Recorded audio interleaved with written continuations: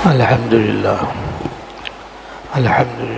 نحمده ونستعينه ونستغفره ونؤمن به ونتوكل عليه ونعوذ بالله من شرور أنفسنا ومن سيئات أعمالنا من يهده الله فلا مضل له ومن يضلله فلا هادي له وأشهد أن لا إله إلا الله وحده لا شريك له وأشهد أن سيدنا ونبينا ومولانا محمدا عبده ورسوله صلى الله تعالى عليه وعلى آله وأصحابه وبارك وسلم تسليما كثيرا أما بعد فأعوذ بالله من الشيطان الرجيم بسم الله الرحمن الرحيم شهر رمضان الذي أنزل فيه القرآن هدى للناس وبينات من الهدى والفرقان صدق الله العظيم. میرے قابل احترام بزرگوں،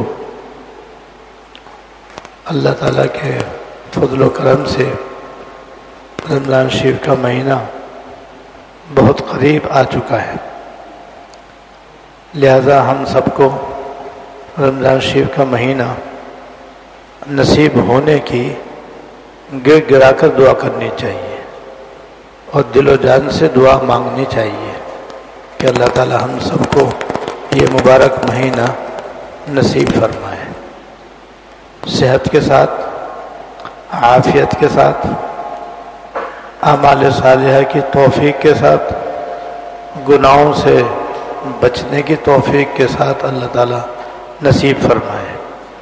اور یہ دعا جو مسنون ہے اس کو بھی مانگنا چاہیے، وہ یہ اللہم سلمنی لرمضان، یا اللہ مجھے رمضان شریف کے لیے سلامت رکھیے، وسلم رمضان لی، اور رمضان مبارک کو میرے لیے سلامت رکھیے، وسلم لی متقبلا، اور رمضان شریف کو میرے لیے مقبول بنا کر سلامت رکھیے. تو اللہم سلمنی لرمضان وسلم رمضان لی وسلم لی متقبلا. اگر عربی میں دعا یاد نہ ہو تو کوئی حرج نہیں ہے، آپ اردو میں یہ دعا مانگیں. اور اردو میں ابھی میں نے ترجمہ کیا ہے، دوبارہ کرتا ہوں کہ یا اللہ مجھے رمضان شریف کے واسطے سلامت رکھیے اور رمضان المبارک کو میرے لیے سلامت رکھیے اور رمضان المبارک کو میرے لیے مقبول بنا کر سلامت رکھیے. یہ مسنون دعا ہے. اور رمضان شریف جب قریب آ جاتا تھا، جیسے اب بالکل قریب آ گیا ہے، تو حضور صلی اللہ علیہ وسلم یہ دعا خود بھی مانگتے تھے اور اپنے گھر والوں اور متعلقین کو اس طرح یاد کرواتے تھے جیسے قرآن کریم کی کوئی آیت نازل ہونے کے بعد آپ اس کو یاد کروایا کرتے تھے. حضور صلی اللہ علیہ وسلم پر جب کوئی آیت یا کوئی سورت نازل ہوتی تھی تو آپ ایک تو اس کو لکھوانے کا اہتمام فرماتے تھے. متعدد صحابہ کرام تھے جو قرآن کریم لکھا کرتے تھے اور آپ انہیں بلا کر ان سے لکھوایا کرتے تھے. تو ایک تو آپ لکھوانے کا اہتمام کرتے تھے تاکہ محفوظ ہو جائے، دوسرے آپ پڑھ کر بھی سناتے تھے. اور یہ زبانی یاد بھی کرواتے تھے، تو یہ آپ کے فرائض میں داخل تھا۔ تو اسی طرح یہ دعا بھی آپ بڑے اہتمام سے مانگتے بھی تھے اور اپنے گھر والوں کو اور دیگر متعلقین کو یاد بھی کرواتے تھے۔ اس سے آپ اندازہ کر لیں کہ یہ کتنی اہم دعا ہے۔ اس لیے ہم اگر عربی میں نہ مانگ سکیں تو اردو میں تو ہم سب مانگ سکتے ہیں، لہذا یہ دعا ہم یاد کر لیں اور آج سے ہی مانگنا شروع کر دیں۔ یا اللہ مجھے رمضان شریف کے لیے سلامت رکھیے، اور رمضان شریف کو میرے لیے سلامت رکھیے، اور رمضان شریف کو میرے لیے مقبول بنا کر سلامت رکھیے۔ یہ ہے دعا۔ دوسرے، رمضان شریف کے لیے اپنے آپ کو تیار کرنا چاہیے۔ ہر اہم موقع کے لیے آدمی پہلے سے تیاری کرتا ہے۔ جو پہلے سے تیاری کرتا ہے وہ موقع سے پورا فائدہ اٹھاتا ہے، جو پہلے سے تیاری نہیں کرتا موقع پر محروم رہ جاتا ہے۔ لہذا دعا کے ساتھ ساتھ کوشش بھی ہمیں کرنی چاہیے۔ کوشش میں دو تین باتیں ہیں۔ ایک تو یہ کہ ہم رمضان شریف کے لیے اپنے اوقات زیادہ سے زیادہ فارغ کریں، کیونکہ ایک حدیث ہے جس کو میں بعد میں انشاءاللہ آپ کے سامنے بیان کروں گا کہ اللہ تعالیٰ نے سال میں 12 مہینے بنائے ہیں، اور جب سے آسمان و زمین اللہ تعالیٰ نے پیدا کیے اسی وقت سے سال کے 12 مہینے بھی اللہ پاک نے مقرر فرمائے ہیں۔ ان 12 مہینوں میں سے 11 مہینے اللہ تعالیٰ نے ہمارے دنیا کمانے کھانے کے لیے مقرر فرمائے ہیں، اور 12واں مہینہ ماہ رمضان اپنی عبادت کے لیے مخصوص فرمایا ہے۔ تو یہ مہینہ ایسا اہم مہینہ ہے کہ جو اللہ تعالیٰ نے اپنے لیے مقرر کیا ہے، یعنی اپنی عبادت کرنے کے لیے، اپنی بندگی کرنے کے لیے، اپنی تابعداری کرنے کے لیے، نافرمانی سے پرہیز کرنے کے لیے، روزے رکھنے کے لیے، تراویح پڑھنے کے لیے، تلاوت کرنے کے لیے، تسبیحات پڑھنے کے لیے، اور تمام کارہائے خیر انجام دینے کے لیے۔ یہ اللہ تعالیٰ نے اپنے لیے خاص فرمایا ہے۔ جب خاص فرمایا تو اس کا تقاضا یہ ہے کہ ہم اس کے لیے پہلے سے تیاری کریں، اور تیاری یہی ہے کہ یہ زیادہ سے زیادہ ہم اس کو دنیا کے کاموں سے فارغ کر کے عبادت کے لیے مقرر کریں۔ ہر آدمی کی اپنی اپنی مصروفیات ہیں، ہر آدمی کی اپنی الگ الگ مشغولیات ہیں، وہ ان میں سے دیکھے کون کون سے اوقات وہ رمضان شریف کے لیے فارغ کر سکتا ہے اور خالی کر سکتا ہے۔ مثلا عام طور پر رمضان شریف میں رمضان شریف کے متعلق بھی خریداری کی جاتی ہے اور عید کے لیے بھی خریداری کی جاتی ہے۔ یہ دونوں کام رمضان سے پہلے بھی ہو سکتے ہیں۔ رمضان سے پہلے کر کے فارغ ہو جائیں گے تو پھر بازار بھی خریداری کے جانا نہیں پڑے گا، اور عید کی تیاری بھی جو ہمارے یہاں ایک ہم نے اپنی طرف سے مصیبت بنایا ہوا ہے، ایک مصیبت بنائی ہوئی ہے، اس مصیبت سے بھی بچ جائیں گے۔ اس میں بہت وقت ضائع ہوتا ہے، راتیں ضائع ہوتی ہیں، دن ضائع ہوتا ہے، گھنٹوں اس کے اندر برباد ہو جاتے ہیں۔ وہ کام پہلے بھی ہو سکتا ہے، اس لیے رمضان شروع ہونے سے پہلے پہلے یہ تمام ہر قسم کی خریداری جو ہو سکتی ہے پہلے کر لے۔ راشن بھی پہلے سے آ سکتا ہے، اور کچن کا بہت سارا سامان بھی پہلے سے آ سکتا ہے۔ اب تو ہر گھر میں ڈیفریجر بھی ہے، فریج بھی ہے، پہلے سے لا کر سب چیزیں رکھی جا سکتی ہیں، تو اس سے ہمارا بہت سارا وقت بچ جائے گا۔ رمضان شریف کا مہینہ ایسا ہے کہ زیادہ سے زیادہ مسجد میں گزرے یا گھر کے اندر ہوں تو عبادت میں گزرے، اس لیے یہ بازار میں گھومنے کے لیے نہیں ہے، راتوں کو بازاروں میں گشت کرنے کے لیے نہیں ہے، تو یہ جو کام رمضان شریف میں ہوتے ہیں وہی اگر پہلے ہو جائے تو کتنا سارا وقت بچ جائے گا. ایک تو یہ کام ہمیں کرنا چاہیے. دوسرا کاروبار بھی رمضان شریف میں ہوتا ہے بلکہ عام دنوں سے زیادہ ہوتا ہے. ملازمتوں کی ملازمتیں بھی رمضان میں جاری رہتی ہیں, اس میں بھی آدمی کا خاصا وقت لگتا ہے.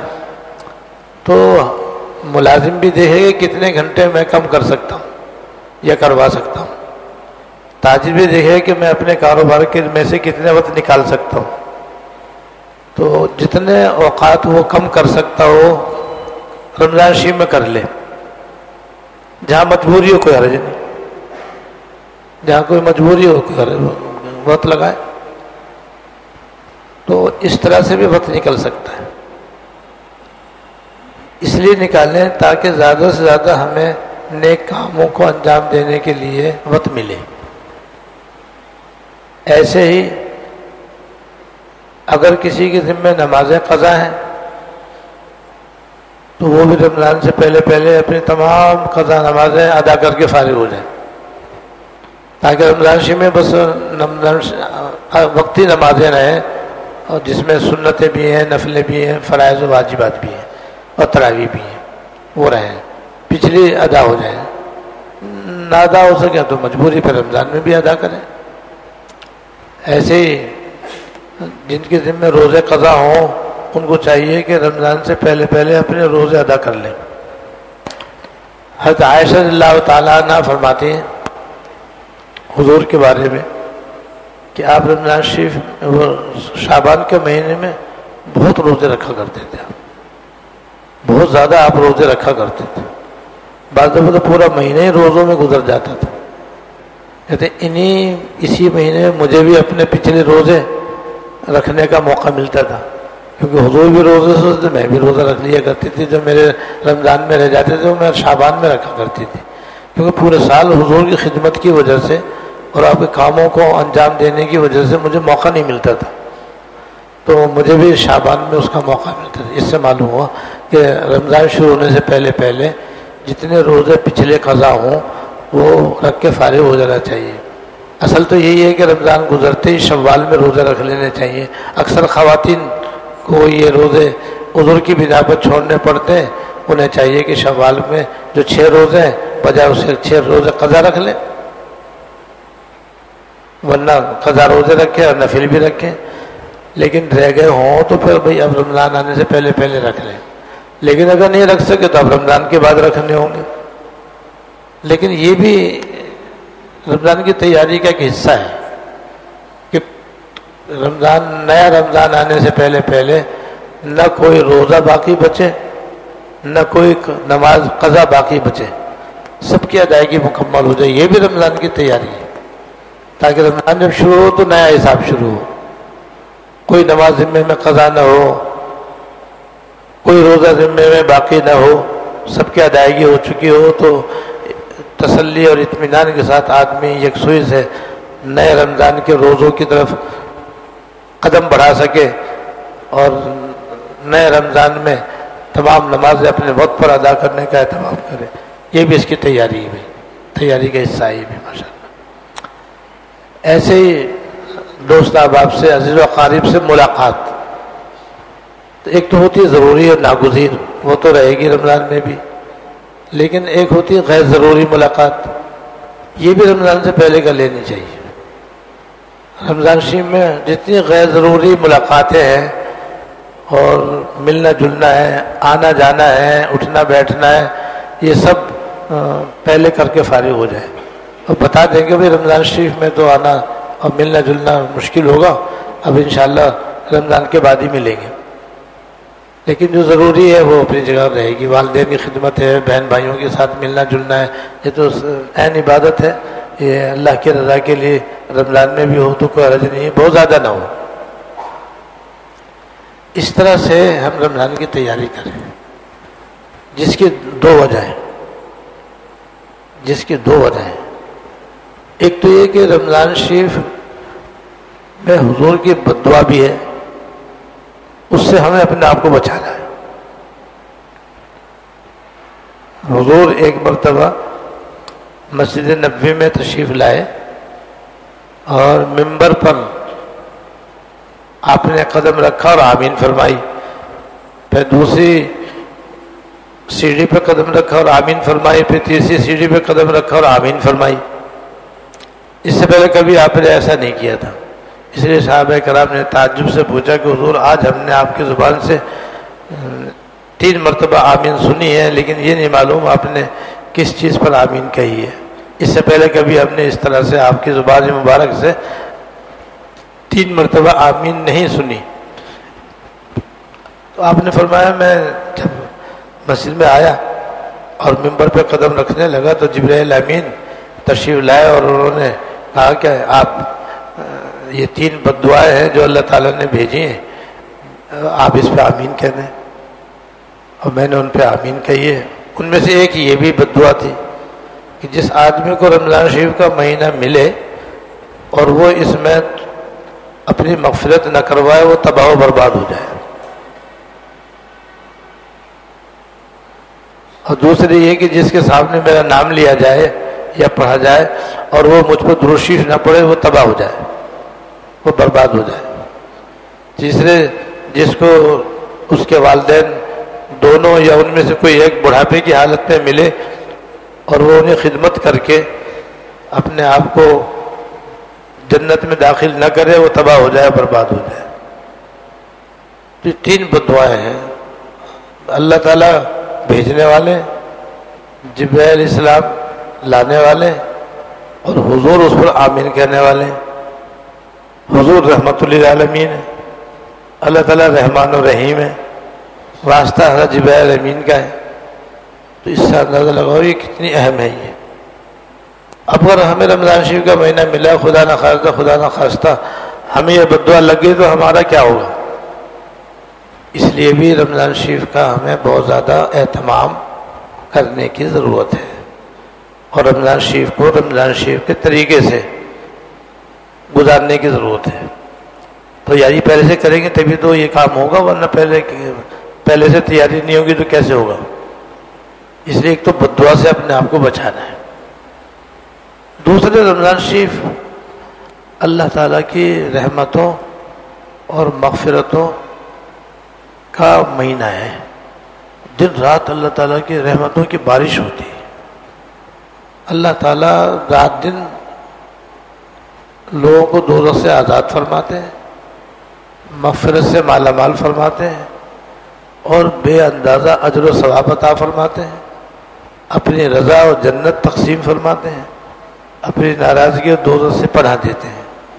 یہ سب چیزیں ایسی ہیں جو عین ہماری دین و دنیا کی ضرورت ہے۔ جب ضرورت ہے تو بس اس کام کے لیے ہم اپنے آپ کو تیار کریں۔ چنانچہ ایک حدیث فضیلت کے طور پر سناتا ہوں میں آپ کو، جس سے آپ کو اندازہ ہوگا کہ یہ کتنا قیمتی مہینہ ہے۔ حضرت ابو سعید خدری رضی اللہ تعالیٰ عنہ سے مروی ہے کہ حضور صلی اللہ علیہ وسلم نے رمضان شریف کے چاند نظر آنے پر ارشاد فرمایا کہ رمضان شریف کی جب پہلی رات ہوتی ہے تو اس آسمانوں کے دروازے کھول دیے جاتے ہیں۔ آسمان کے دروازے کھلنے کا مطلب ہوتا ہے اللہ تعالیٰ کی خصوصی رحمتوں کا نزول، بندوں کے نیک اعمال قبول کرنے کے لیے اللہ تعالیٰ کی بارگاہ میں پیش ہونا، یہ اس کا مطلب ہوتا ہے۔ تو یعنی پہلی رات ہی سے رحمتوں کے دروازے کھل جاتے ہیں، تو آسمانوں کے سارے دروازے کھل جاتے ہیں، اور رمضان شریف کے آخر رات تک کوئی دروازہ بند نہیں ہوتا۔ تو وہ دن رات اللہ تعالیٰ کی رحمتیں اترتی ہیں اور بندوں کے نیک اعمال اللہ تعالیٰ کی بارگاہ میں قبول کرنے کے لیے پیش ہوتے رہتے ہیں۔ ایک تو یہ بھی کتنی بڑی فضیلت کی بات ہے۔ روزانہ نہیں کھلتے ہیں آسمان کے دروازے، خاص خاص راتوں میں خاص خاص اوقات میں کھلتے ہیں۔ رمضان شریف میں 24 گھنٹے کھلے رہتے ہیں۔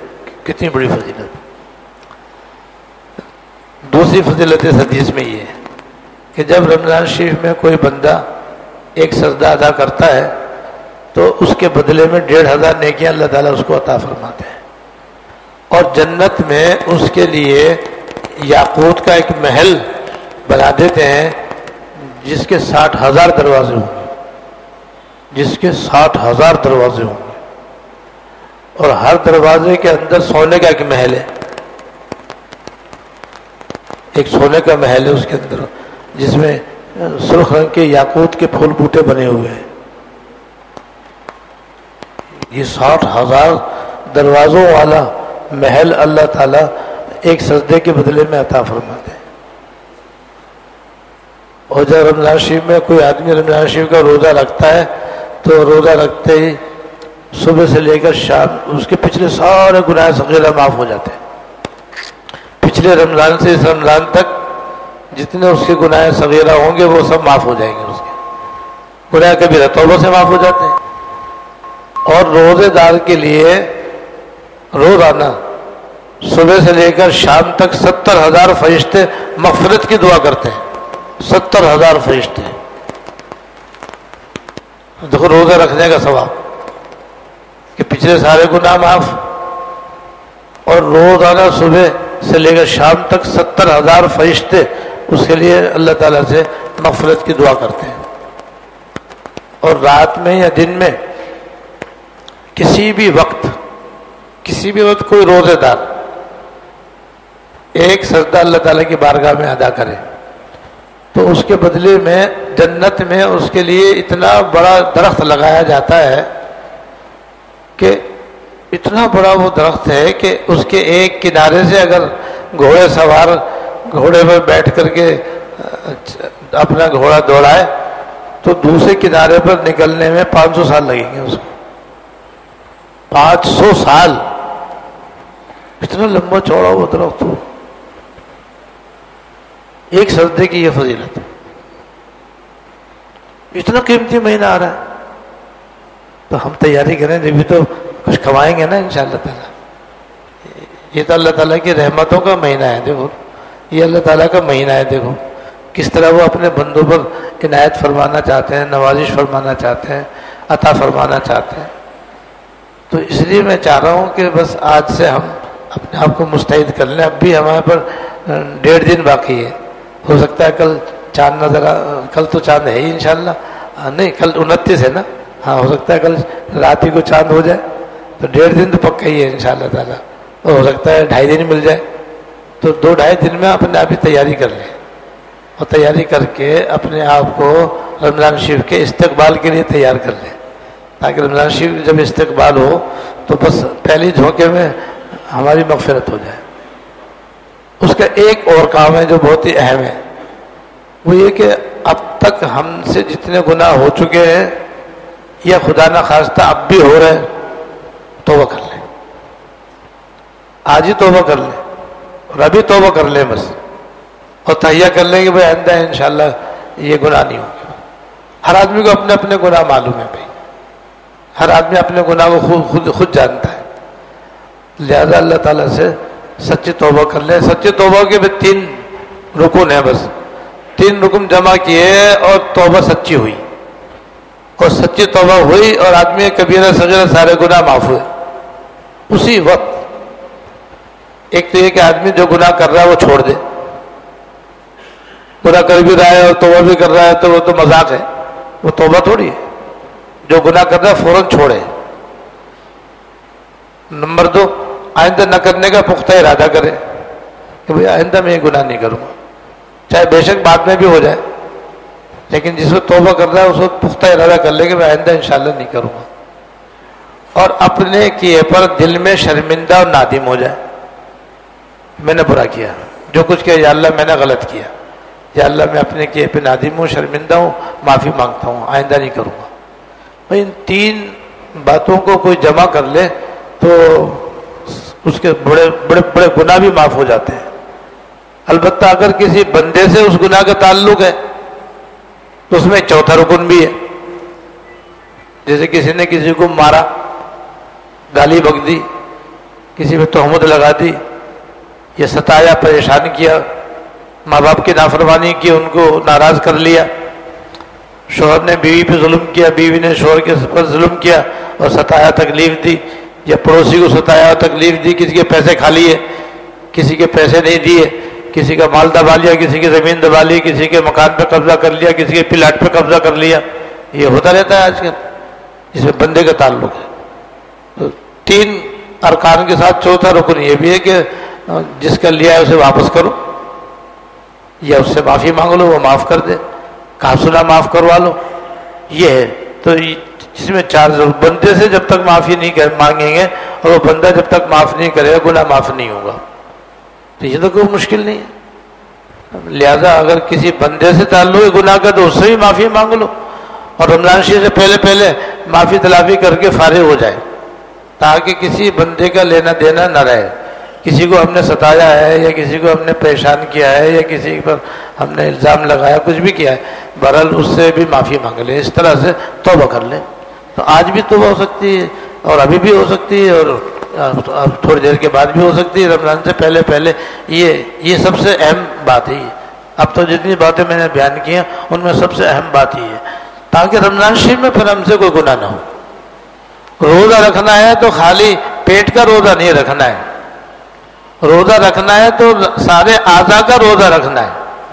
سارے اعضاء کے روزہ رکھنے کا مطلب یہی ہے کہ پھر سر سے پیر تک جتنے بھی اعضاء ہیں ان سے کوئی گناہ نہ ہو، زبان سے غیبت نہ ہو، کسی پر الزام نہ ہو، کسی پر تہمت نہ ہو، برا بھلا نہ ہو، گالی گلوچ نہ ہو، بے جا مذاق نہ ہو، تان و تشنی نہ ہو، گانا نہ ہو، گانا سننا نہ ہو، بد نگاہی نہ ہو، بد زبانی نہ ہو.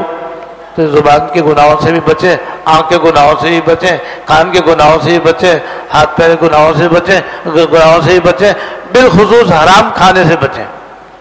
اس لیے کہ حرام کھانا ایسی بدترین چیز ہے اور ایسا بدترین گناہ ہے کہ حدیث میں آتا ہے کہ اگر کسی کے منہ سے ایک حرام کا لقمہ پیٹ میں چلا جائے تو 40 دن تک نہ اس کی دعا قبول ہوتی ہے، نہ اس کی فرض عبادتیں قبول ہوتی ہے، نہ نفل عبادتیں قبول ہوتی ہے.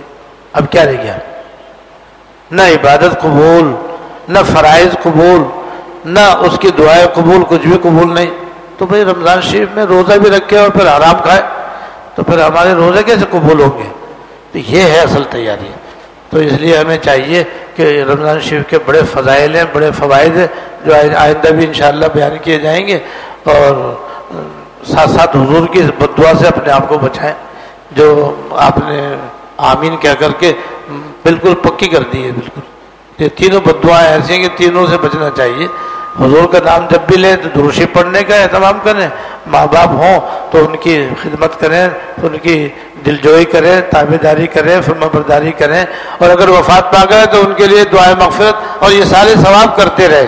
دعائے مغفرت یہ سارے ثواب کرنے سے بھی نافرمان اولاد انشاءاللہ فرما بردار اولاد میں شمار ہو جائے گی. اس طرح سے بھی رمضان شریف کی تیاری کریں. اللہ تعالیٰ مجھے بھی اور آپ کو بھی اس کی توفیق عطا فرمائے. واخر دعوانا الحمدللہ.